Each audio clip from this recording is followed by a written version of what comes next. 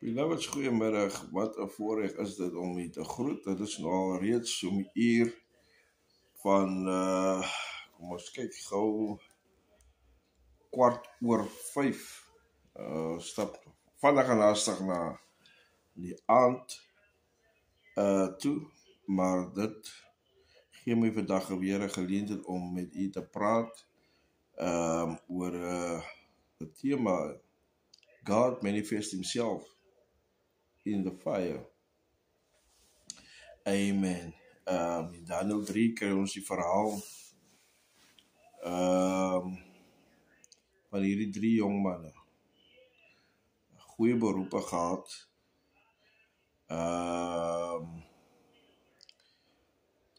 Maar hulle het ook 'n verhouding gehad met die Here. En soos wat ons maar ons in selfs in vandag se lewe kry, dat mense sal altyd 'n probleem het met hoe godsdiens of 'n manier hoe jy die Here aanbid, of daar sal altyd 'n probleem wees, daar sal altyd iemand wees wat iets te sê het oor jou. Hierdie 3 manne, Sadrag, Mesach en Abednego, het met God gepraat. Hulle het nie versuim om met die Here te praat nie, want dit is wat 'n verhouding is. Jy weet, gebed is in elk geval die enigste kommunikasiemiddel wat ons het om met die Here te praat. En hierdie bevelvoerders, hulle het 'n probleem gehad en met die koning gepraat en gesê, luister, die 3 manne doen elke dag dieselfde ding, hulle praat met hulle God. Daar moet iets wees wat ons kan doen om dit te stop. En die koning gee opdrag, luister, kry 'n standbeeld dat die ding gemaak word en in die middel van die dorp gesit word. Elkeen wie nie die standbeeld aanbid nie, hy persoon gaan in die vuuroond gegooi word. Maar hierdie man het kop die stuk gehou. Hulle het met die Here gepraat, want hulle het geweet, soos Dawid sê, ek weet waar my hulp vanaf gaan kom. Amen. En so het hulle die Here gaan bid. Man het hulle gevang weer bid praat met die Here en hulle gaan verklaar by die koning. En die volgende instruksie was vuuroond toe. Weet jy wat so dinamies was oor hierdie hele gebeure? Is dat ongeag die uitslag van wat die koning gesê het, luister hier, in die vuuroond, was hierdie manne nie bang gewees nie. Hulle word vasgemaak en in die vuuroond gegooi. Die smaading van hierdie verhaal is, dat hulle nog in die vuuroond gegooi word, vuur aan die gang, sê die koning, maak dit nog warmer. Dis waar hy die fout maak. Want weet jy wat, as mens nie weet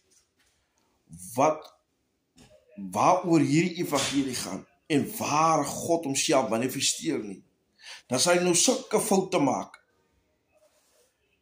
En die vuur word warm gemaak. Weet jy, selfs sy eie soldate brand dood as gevolg van die hitte. Die mooie ding is, hier binne die vuuroond, sy manne brand dood buite, maar hier binne is goed besig om te gebeur. Toe die koning nou weer kyk hier na die vuuroond toe, en toe sal hy sien, maar hierdie manne loop dan hulle is besig om met mekaar lekker geselskap te hou in die vuuroond. En maar hy sien nog iets. Hy sê, ek sien, daar's nog 'n persoon, het ons dan nie 3 mense ingesit nie. Nou waar kom die 4de persoon dan vanaf? Maar iets omtrent die 4de persoon lyk anderste. Hy sê, hierdie persoon lyk soos 'n godeseun. Amen. Hulle lyk anderste. Hulle lyk nie soos Hy lyk nie soos hierdie 3 manne nie, hy lyk heel different. My God. Die koortjie sê, soos 'n brandende hout, haal hy ons uit die vuur uit, soos 'n brandende hout. Want weet jy wat, dit was by die brandbos, wat Moses sy instruksie kry. Ja. Dit was toe die vuur warm gemaak word, hier die boeke van Handelinge, halleluja, waar Paulus op pad Rome toe is, en hulle skipbreek lê, halleluja, hulle kom op 'n eiland, en daar word 'n vuur gemaak, en toe die vuur nie warm genoeg is, hy gaan soek Paulus bietjie hout, amen, te min wetend dat die vyand, die slang versteek hom binne die vuur. Maar sien, die vuur was miskien nie warm genoeg gewees nie, want toe Paulus dan nou die vuur warmer maak, toe maak die vyand sy opwagting. Ek wil vir iemand vanaand sê, ek is alweer klaar. Sorg dat jy in God se teenwoordigheid inkom. Moenie koud wees nie. Moenie kilou wees nie, jy moet warm wees vir die Here. Amen. En hoe jy jouself op heat hou, is om God se woord te bestudeer, om verhouding met die Here te hê, en daai verhouding gesond hou, dan gaan die vyand gaan homself manifesteer. Hulle wie teen jou praat, gaan beskaam staan oor wat God in jou lewe doen. Hulle wat jou val soek, gaan beskaam staan en self in die skande kom.